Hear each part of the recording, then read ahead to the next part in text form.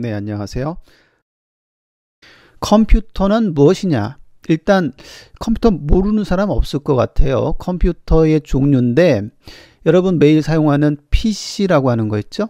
네, 퍼스널 컴퓨터의 약자죠. PC. 요거 이제 개인용으로 사용할 수 있게 만들어진 거죠. 개인용 컴퓨터, PC.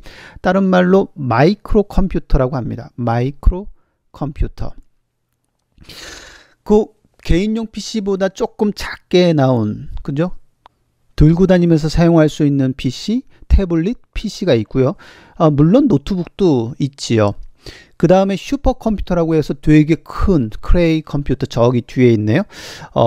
사이즈가 엄청 큰, 그 다음에 성능도 강한 슈퍼컴퓨터가 있고요. 그 다음에 중형 컴퓨터가 있습니다. 자, 그러면 컴퓨터를 뭐라고 정의하면 될까요?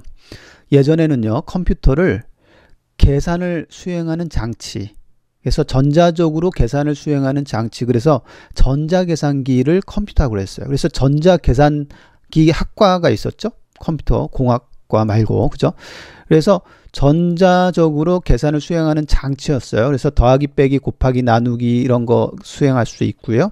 그래서 데이터를 처리할 수 있었는데 그 처리 기능뿐만 아니라 저장할 수 있는 기능, 그 다음에 데이터를 입력할 수 있는 기능, 그 다음에 그 데이터를 출력할 수 있는 기능을 가지고 있는데요. 그래서 컴퓨터를 한마디로 이야기하면 여러분들이 원하는 어떤 결과를 얻기 위해서 입력 기능을 이용해서 데이터를 받아들여서, 그죠?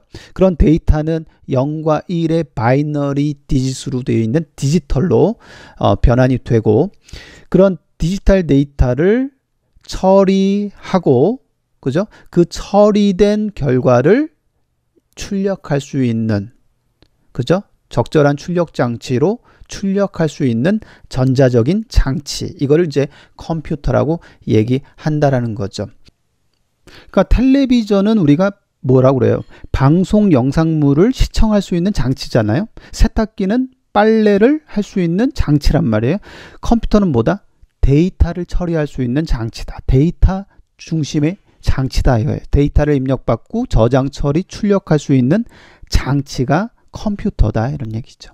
자, 그러면 컴퓨터는 뭘로 구성되어 있느냐? 컴퓨터를 쪼개보면 크게 두 가지죠. 하드웨어하고 소프트웨어로 나눠질 수가 있다. 하드웨어 딱딱하죠? 하드웨어는 우리가 물리적인 기계 장치라고 얘기합니다. 우리가 시각적으로 봤을 때 이게 딱 보이는 거예요. 예, 우리가 컴퓨터 아까 봤죠? 노트북도 있고 태블릿 PC도 있고 물리적인 기계 장치인데 이 데이터를 입력받고 처리, 저장, 출력할 수 있는 그런 장치, 우리가 만질 수 있는 그런 장치, 딱딱한 하드웨어, 물리적인 장치이고요. 보이지 않아요. 만질 수 없어요. 소프트웨어예요. 다른 말로 프로그램이라고 하는데요. 프로그램은 뭐냐? 컴퓨터가 수행할 작업을 지시하는 전자적인 명령어들의 집합, 이걸 프로그램이라고 합니다. 이 프로그램을 만드는 사람을 프로그래머라고 그러죠. 예, 소프트웨어 개발자라고도 하죠. 그래서 우리는 크게 컴퓨터를 하드웨어와 소프트웨어로 나눈다 이렇게 얘기할 수 있습니다. 좀 더 들어갈게요. 하드웨어는 뭘로 되어 있나요? 크게 네 가지 장치로 되어 있어요. 데이터를 입력받을 수 있는 입력장치, 처리할 수 있는 처리장치, 데이터를 저장할 수 있는 저장장치, 출력할 수 있는 출력장치, 이렇게 네 가지로 되어 있고요. 저장을 다른 말로 기억이라고 했네요. 그래서 주기억장치, 보조기억장치 이렇게 있어요. 그 뒤에서 더 자세히 설명을 하도록 하겠습니다. 소프트웨어는요 크게 두 가지예요. 시스템 소프트웨어, 그 다음에 응용 소프트웨어. 우리가 어플 그러잖아요. 어플리케이션, 이거 응용 소프트웨어에 해당되죠. 자, 그림을 보면서 생각을 해보도록 합시다. 자, 컴퓨터는 뭐가 중심이야? 데이터가 중심이에요. 자, 데이터를 일단 입력 장치를 통해서 입력을 받습니다. 데이터를 입력받으면 입력 장치가 곧장 처리 장치한테 보내주죠. 그래서 처리 장치는 그 데이터를 막 처리하게 돼요.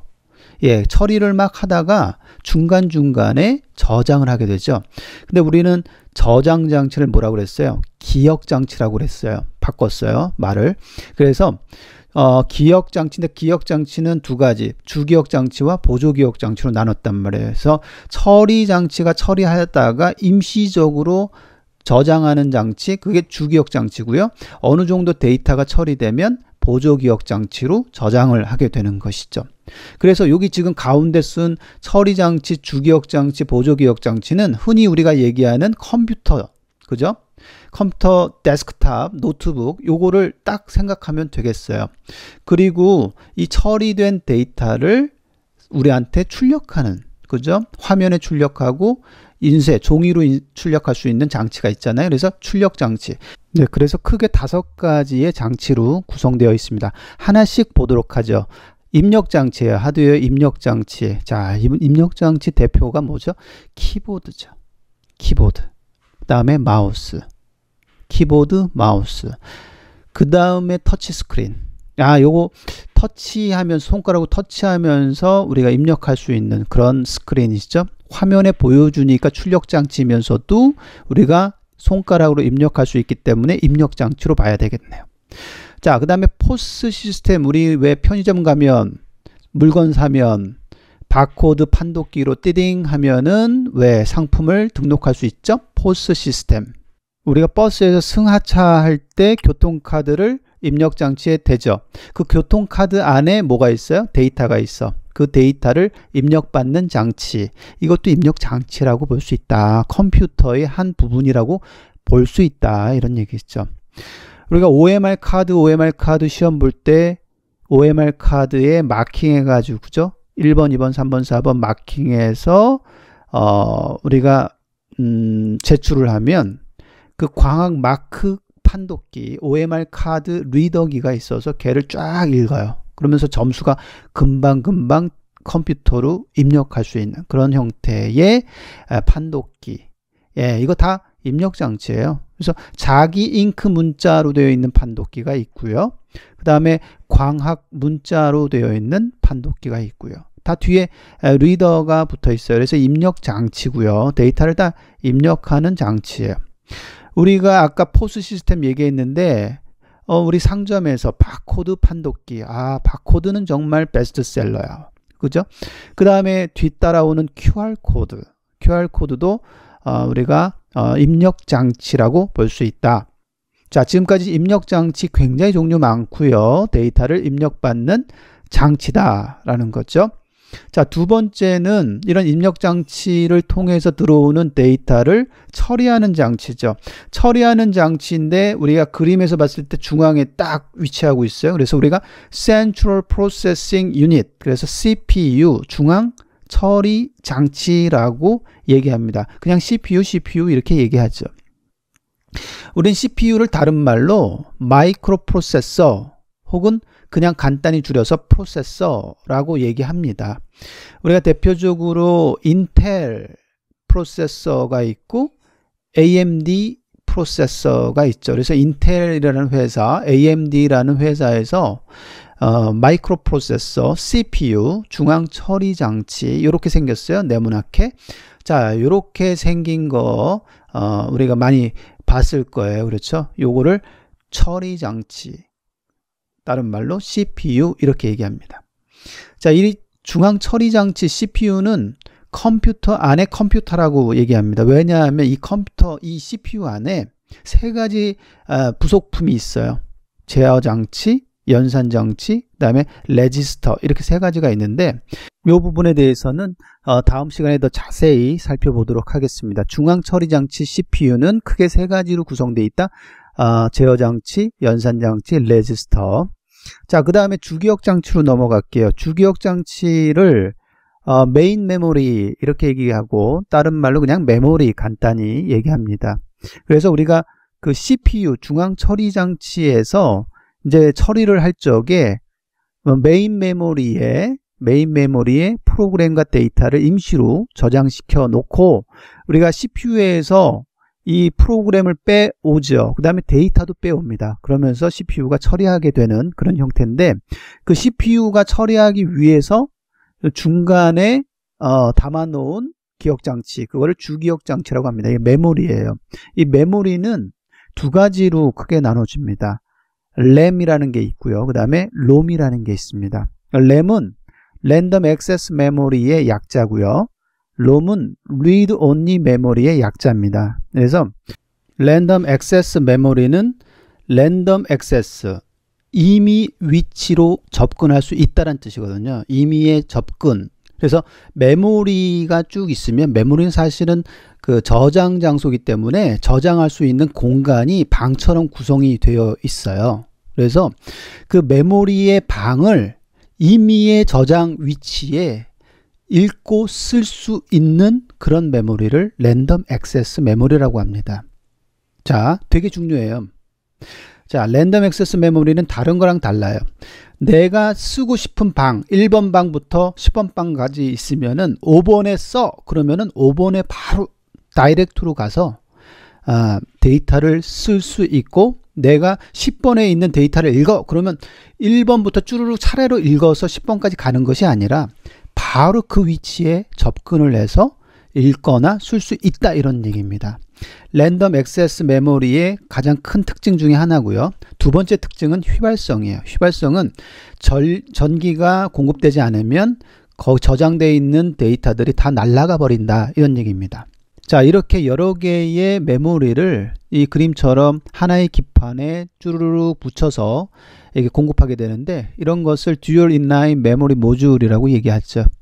자, 그 다음에 롬은 리드 온리 메모리로서 쓸 때 한 번만, 처음 한 번만 쓰기가 가능하고요. 그 다음부터는 읽기만 가능한 그런 메모리를 롬이라고 얘기합니다. 다음은 보조기억 장치죠. 자, 보조기억 장치는 주기억 장치와 다르게 스토리지라고 불립니다. 스토리지. 이 보조기억 장치는 프로그램이나 데이터를 저장하기 위한 저장 공간. 그래서 저장 공간으로는 같은데 보조기억 장치가 주기억 장치보다 속도는 느려요. 그렇지만 용량 대비 가격이 저렴하죠. 그래서 대용량의 데이터를 저장할 적에 보조기억 장치를 사용하게 된다. 이 보조기억 장치의 또 큰 특징은 휘발성이 아니다, 이거죠. 비휘발성이다. 그래서 전력 공급이 중단이 된다 하더라도 데이터는 남아있다, 이런 얘기입니다. 그래서 대표적인 보조기억 장치는 하드디스크가 있죠. HDD라고 얘기하죠. 하드디스크 드라이브. 그 다음에 USB 메모리, 그 다음에 솔리드 스테이트 디스크. 그래서 요즘 또 2010년부터 각광받는 그런 디스크죠. 솔리드 스테이트 디스크. 하드디스크보다 속도가 상당히 빠르고요. 그 다음에 여러 가지 면에서 하드디스크보다 좋아요. 딱 한 가지 나쁘죠. 가격이 비싸다, 아직은. 자, 그 다음에 USB 메모리 설명했죠. 그 다음에 하드디스크를 들고 다니기가 어렵잖아요. 내장되어 있으니까 컴퓨터, 그 데스크탑 안에 내장형으로 되어 있기 때문에. 그래서 이걸 외장형으로 바꿨죠. 그래서 external hard disk drive에서 외장형 하드디스크 드라이브, 이걸 포터블하게 가지고 다닐 수 있다, 이런 얘기입니다.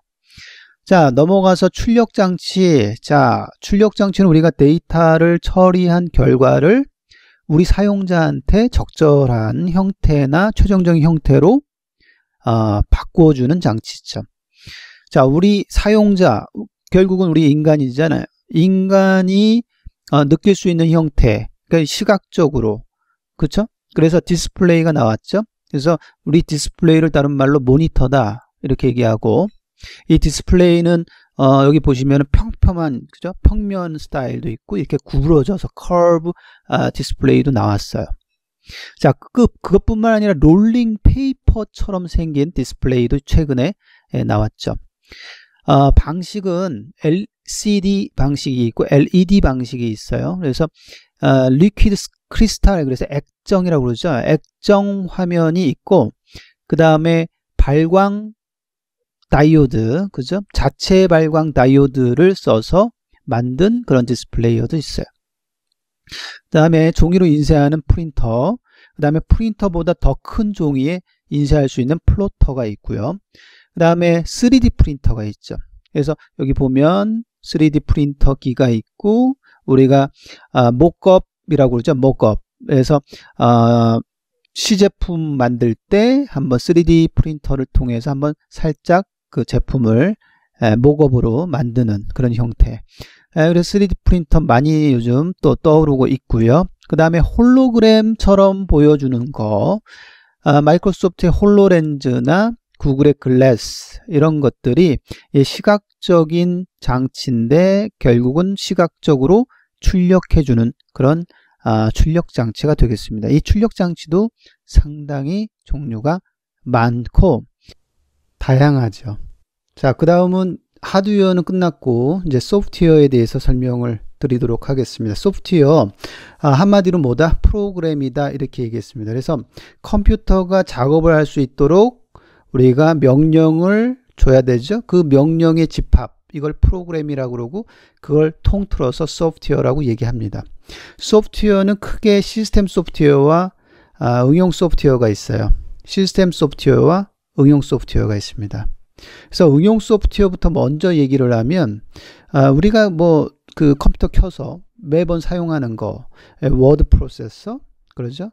파워포인트, 스프레드시트, 엑셀과 같은 거죠. 그래서 통계 처리가 가능한 그런 사무용 소프트웨어들이 있고요. 그 다음에 프로그램 개발을 하기 위한 도구, 비주얼 스튜디오, 이클립스, 파이썬 개발 도구와 같은 그런 프로그램을 개발하는, 소프트웨어를 개발하는 도구들이 있고요. 그 다음에 데이터베이스를 관리하는 시스템, 뒤에서 데이터베이스 운영체제 이런 챕터에서 더 자세히 설명을 하겠지만은 데이터베이스를 관리하는 시스템, 오라클, 그 다음에 SQL SQL 서버, 그 다음에 MySQL, 포스트그레, 뭐 굉장히 많은 또 데이터베이스 관리 시스템들이 있고요. 그 다음에 시스템 소프트웨어로 넘어가면은 대표적인 게 운영체제죠. 오퍼레이팅 시스템이라고 그러는데 오퍼레이팅 시스템은 운영체제론에서 다시 한번 설명을 드릴 겁니다. 자, 컴퓨터 자원들을 관리하고 운영하는 프로그램, 이게 운영체제예요. 컴퓨터 자원이 뭔가? 자, 컴퓨터 자원은 뭐냐? 컴퓨터가 가지고 있는 자산을 얘기합니다. 컴퓨터는 뭘 가지고 있죠? 입력 장치 가지고 있죠? 출력 장치 가지고 있죠? 처리 장치 가지고 있죠? 그 다음에 저장 장치를 가지고 있어요. 그런 장치들을 다 관리하고 운영하고 그 다음에 그것뿐만 아니라 소프트웨어도 가지고 있어요. 지금 얘기했던 응용 소프트웨어도 자산이란 말이에요. 그런 전체 컴퓨터 자원을 관리하고 운영하는 프로그램이 운영체제다라는 겁니다. 굉장히 중요하죠. 윈도우즈, 맥OS, 유닉스, 리눅스 이런 운영체제가 있고요. 그 다음에 유틸리티가 있죠. 자, 유틸리티 하면 생각나는 게 뭐가 있나요? 보안 프로그램, 그 다음에 바이러스 해킹 거를 막는, 그죠? 백신 프로그램, 그 다음에 파일을 압축하는 그런 프로그램들, 이런 것들 다 우리한테 도움이 주는 도구잖아요. 그런 거를 우리 모음집을, 그런 것들을 유틸리티라고 얘기합니다. 자, 이런 유틸리티를 포함해서 운영체제 합쳐서 시스템 소프트웨어라고 얘기하고 있습니다. 자, 지금까지 우리는 컴퓨터는 무엇이냐, 컴퓨터는 어떻게 구성되어 있느냐, 그 다음에 하드웨어, 소프트웨어, 하드웨어 5가지 장치, 소프트웨어 크게 2가지에 대한 분류를 하나씩 살펴보았습니다. 자, 이번 시간에는 왜 우리가 데이터라고 하지 않고 왜 빅데이터라고 얘기할까요? 빅데이터가 왜 등장되었는가, 그리고 그 빅데이터는 어떤 특성을 가지고 있는가에 대해서 학습하도록 하겠습니다.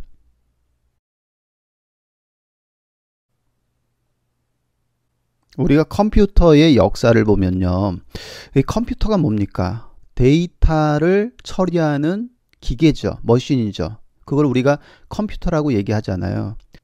컴퓨터의 역사를 짧게 한번 보자고요.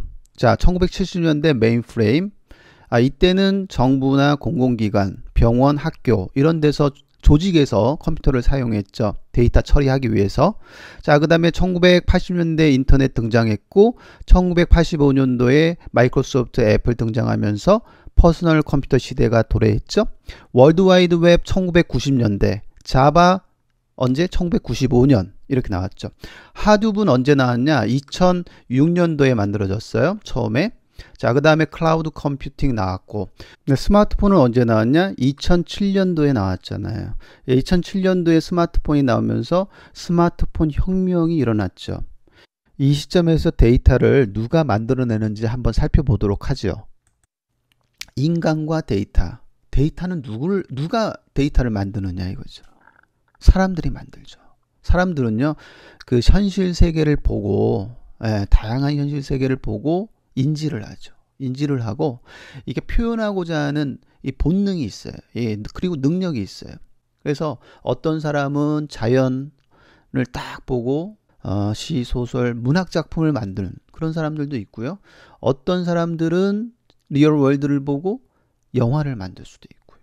그 다음에 사진을 찍을 수도 있고, 어떤 사람은 음악을 만들어서 표현할 수도 있고요. 저같이 이렇게 프리젠테이션 하면서 강의를 하는 그런 사람들도 있잖아요. 다시 말하면 데이터를 만들어내는 주체가 누구냐? 인간이다. 인간의 표현 능력 때문에 그렇다 이거죠. 자, 인간 말고 그러면 누가 또 데이터를 창출해내느냐 이거죠. 센서가 창출해낸다. 이 센서라고 하는 애는 센싱을 한단 말이죠. 예를 들면은 온도 센서예요. 온도 센서는 날씨의 온도를 센싱하면서 우리한테 몇 도인지를 리포팅을 해준단 말이에요. 자, 지오 센서 볼까요? 지오 센서 GPS 센서라고 생각하시면 되는데 위치 정보를 센싱을 하면서 우리한테 위도와 경도라고 하는 정보를 리포팅을 해주죠. 네트워크 센서는 각 네트워크마다 이제 센서가 부착이 되면서 네트워크 트래픽을 측정을 한다거나 센싱을 해서 우리한테 그런 정보들을 제공을 해준단 말이에요. 자, 과거에 인간만이 데이터를 창출해냈는데, 자, 지금은 누가 데이터를 만들어요? 센서들이 데이터를 만든다 이거죠. 자, 우리는 이렇게 센싱을 해서 데이터를 창출해내는 것을 우리 센서라고 그러고, 이 센서가 굉장히 종류가 많아졌고요. 그 다음에 인간도 우리가 sensible things, 인간도 센싱 가능한 사물이라고 생각해보자. 그러면 결국은 다 센서인데 그 센서들이 현실 세계를 보고 센싱을 통해 가지고 우리한테 다양한 데이터를 제공을 해주는, 만들어내는 그런 거죠. 그래서 데이터를 뭐 수치화된 데이터, 범주화된 데이터, 관계형 데이터, 오디오, 비디오, 텍스트 정보, 이런 멀티미디어 데이터를 이 센서들이, 인간을 포함한 센서들이 데이터를 만들어내는 그런 시대가 도래했다 이거예요. 자, 이런 sensible things, 이 sensing 가능한 things들을 네트워크로 묶은 거, 연결시켜 놓은 거, 이걸 우리가 사물 인터넷이라고 얘기합니다. 인터넷 오브 things라고 얘기하죠. 클라우스 슈밥, 제4차 산업혁명이라는 용어를 만들어낸 클라우스 슈밥이라고 하는 분이 예측을 했죠.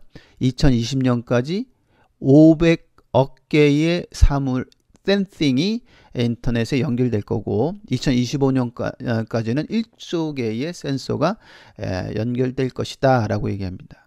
그래서 이렇게 다양한 센서들이 만들어지고 그것을 네트워크를 이루어서 센싱을 하게 되고 그 센서들이 스마트한 생활을 우리한테 주기 위해서 굉장히 많은 양의 데이터를 만들어낸다는 거죠.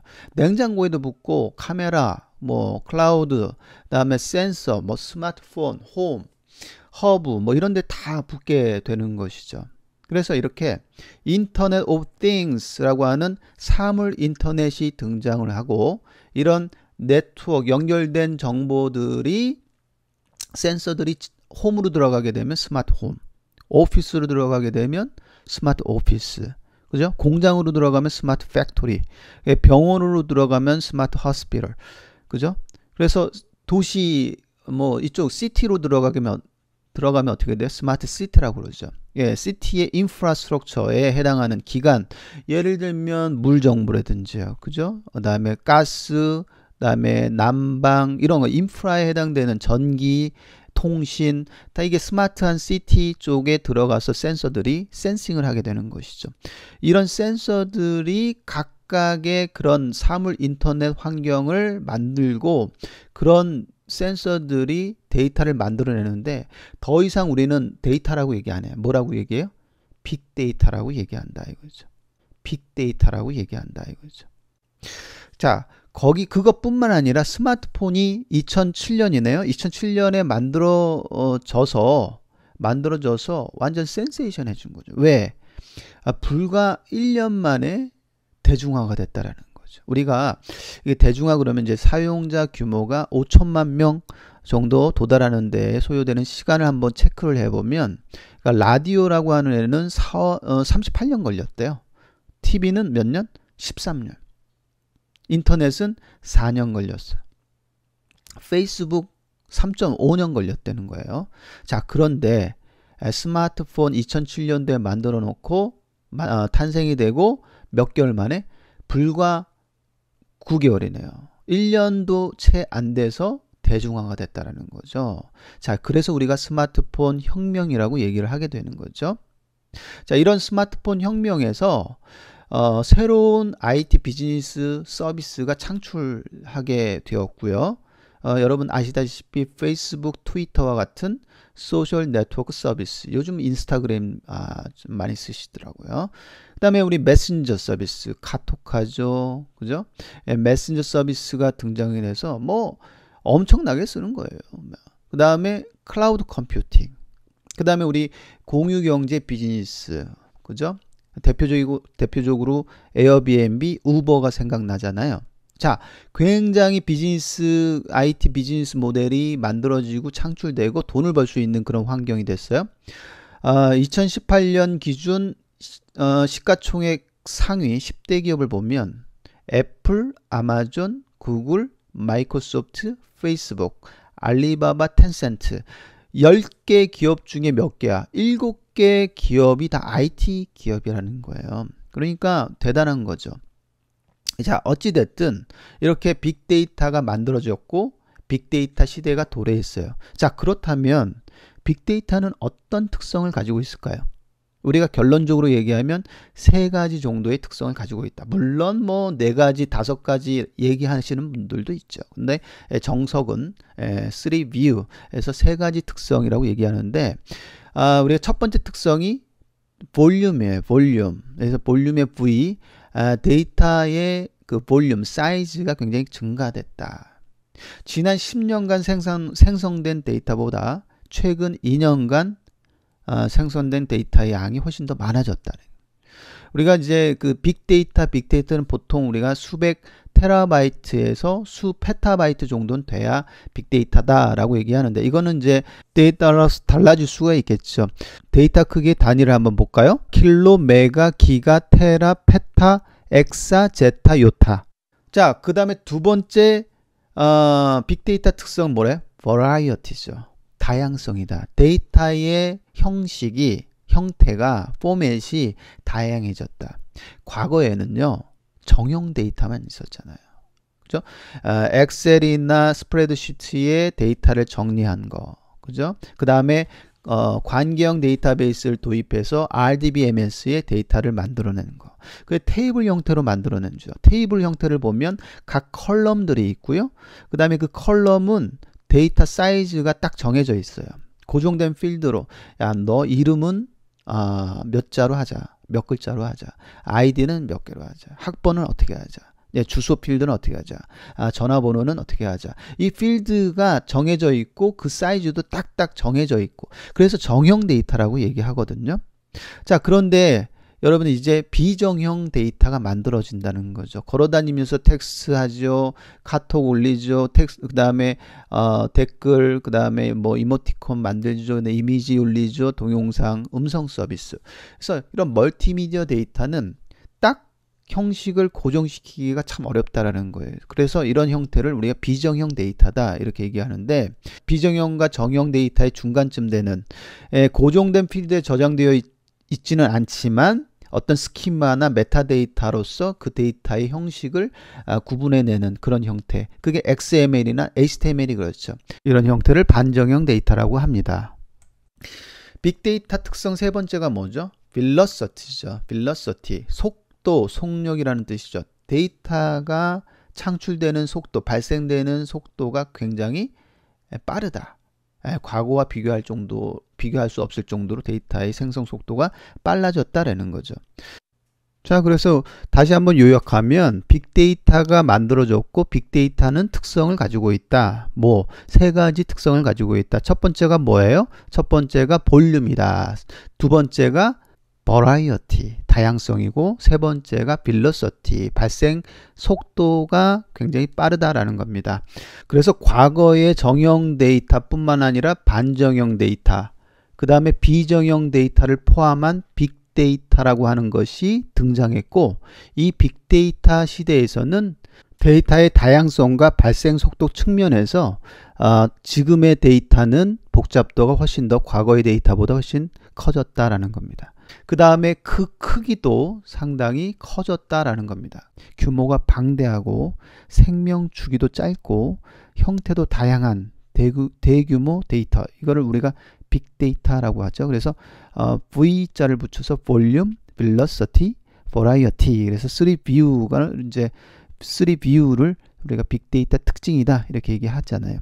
자, 빅데이터 기술은 그래서 이런 빅데이터를 생성하고 수집, 저장, 처리, 분석해서 가치를 추출하고 그 결과를 표현해서 의사결정에 사용하도록 하는 기술, 이것이 이제 빅데이터 기술이 되는 것이죠.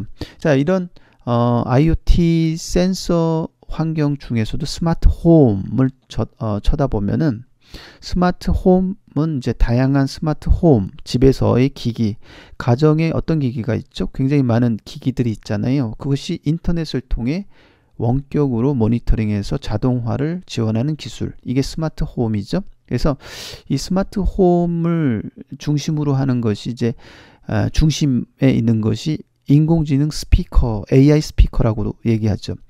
그 AI 스피커가 사용자와 스마트 기기의 중간 연결고리 역할을 해서 원격이나 음성 인식으로 스마트 홈 기기를 제어하는 허브 장치, 이걸 이제 AI 스피커, 인공지능 스피커가 그런 역할을 담당한다라는 것이죠. 자, 이런 것들이 갖춰져 있는 환경, 스마트 홈이라고 이야기하고 있습니다. 자, 그 다음에 알파고와 인공지능에 대해서 한번 볼까요? 2016년이죠. 얼마 안 됐습니다. 이세돌 구단과 알파고라는 것이 바둑 경기를 뒀는데 이세돌 구단을 알파고가 4대1로 승리를 하게 되죠. 그러면서 굉장히 센세이션 했죠. 인공지능에 대한 기술을 모르는 일반인들도 이제 이 사건 때문에 인공지능이 뭐다, 그 다음에 알파고, 딥러닝, 그 다음에 기계학습, 이런 용어들을 듣게 되죠. 그래서 어떻게 보면 인공지능 하면 일반인들도 다 아는 굉장히 누구나 한 번쯤은 들어봤던 그런 용어가 됐습니다. 그래서 전문가로부터 지도학습과 자체 경기를 통한 강화학습을 통해서 최고의 인공지능 바둑 프로그램이 만들어지게 되는데 그것을 이제 알파고라고 이야기하고 있죠. 그 알파고 시스템의 하드웨어는 미국의 구글 데이터 센터에 있고요. 걔는 CPU하고 GPU로 연결되어 있는데 CPU 1202개, 그 다음에 GPU가 176개가 병렬 처리하는 그런 분산형 컴퓨터로 되어 있고, 그 위에 인공지능 기술, 딥러닝 기술이라는 인공지능 기술을 활용해서 프로그램을 만들었죠. 그래서 인공지능 분야를 우리가 AI라고 하는데, AI에는 이제 인간의 뇌와 같이 높은 지능과 생각하는 방식을 가진 컴퓨터 시스템을 인공지능이라고 하는데, 이런 인공지능을 가지게 되면 자율주행이라든지 음성인식, 그 다음에 화상인식, 그 다음에 기계학습과 같은 분야에 이용할 수가 있게 되는 거죠. 기계학습이라고 하는 것은 이제 컴퓨터라고 하는 기계가, 머신이 스스로 인간처럼 학습할 수 있는 능력을 키울 수 있게 하는 그런 기술이 되는 것입니다. 그래서 인공지능과 같은 그런 기술들이 지금은 대중들도 알게 되고 저런 용어들이 생활화되는 그런 형태가 되었었어요. 자, 그렇다 그러면 인공지능 기술을 가지고 이제 뭘 하냐? 첫 번째가 이제 자율주행이라고 그랬죠. 자율주행 자동차, 말 그대로 자동차가 스스로 운전해서 목적지를 찾아가는 그런 자동차를 우리가 자율주행 자동차다라고 하죠. 자, 이런 것들이 가능해지려면 다양한 기술들이 같이 융합되어야 되죠. 첫 번째는 이제 주변의 물체를 파악하는 센서 기술, 그다음에 최적의 경로를 선정하는 인공지능 기술, 차량 운전 제어 기술, 그죠? 그다음에 지리 정보, 위치 정보를 활용하는 기술, 도로 시설물이나 타 차량과의 통신 기술과 같이 다양한 기술들이 융합되고 복합된 그런 형태로 만들어져야지만 자율주행이라고 하는 것이 이루어진다라는 것입니다. 여기에 핵심 기술이 센서, 인공지능, 그다음에 제어 기술, 활용 기술, 통신 기술 이런 것들이 되겠습니다. 자, 그 다음에 가상현실, 버추얼 리얼리티라고 하죠. 현실 세계가 아닌 가상 세계를 체험할 수 있는 기술. 자, 시각을 중심으로 해서 오감 체험을 하게 되는데요. 청각, 미각, 후각, 촉각까지 범위가 확대되고요. 이런 기술이 되려면 이제 컴퓨터 그래픽 기술과 입출력 장치, 입력 장치와 출력 장치 기술이 필수적이죠. 그래서 영상 출력이 굉장히 중요하는데, 이제 우리가 머리에 쓰는 표시 장치라고 해서 헤드 마운티드 디스플레이, HMD, 저기 그림에서 보는 그런 형태를 이제 부분에 머리에 써서 영상 출력을 우리가 눈으로 보는 그런 형태가 되는 것이죠. 가상현실과 이제 비교해서 증강현실이라고 있습니다. 오그멘티드 리얼리티라고 하죠. 오그멘티드라고 하는 것은 이제 증강시키다라는 거죠. 현실을 증강시키자. 어떻게? 현실 세계를 그대로 경험하면서 실시간으로 현실 상황에 맞추어서 부가적으로 더 터치를 해서, 그죠? 증강을 해서 가상의 디지털 정보를 덧붙여서 현실 세계를 강화시키는 그런 기술이죠. 제 그림에서 내비게이션이 있는데 실제 카메라 안에 있는 저 내비게이션 화면은 현실 세계예요. 그 현실 세계에 이제 부가적으로 가상의 디지털 정보를 더 추가하면서 그래픽 기술 요소를 더 추가하면서 현실 세계를 증폭시키는, 강화시키는, 증강시키는 그런 기술. 그게 바로 증강현실이라고 얘기하는 것이죠. 자, 그 다음에 이제 이 IT라고 하는 정보 기술이 이제 교육에도 들어간다는 거죠. 교육에도 터치를 하게 되는 거죠. 그래서 그 MOOC라고 하는 공개 온라인 교육이 생겼어요. Massive Open Online Course라고 얘기죠.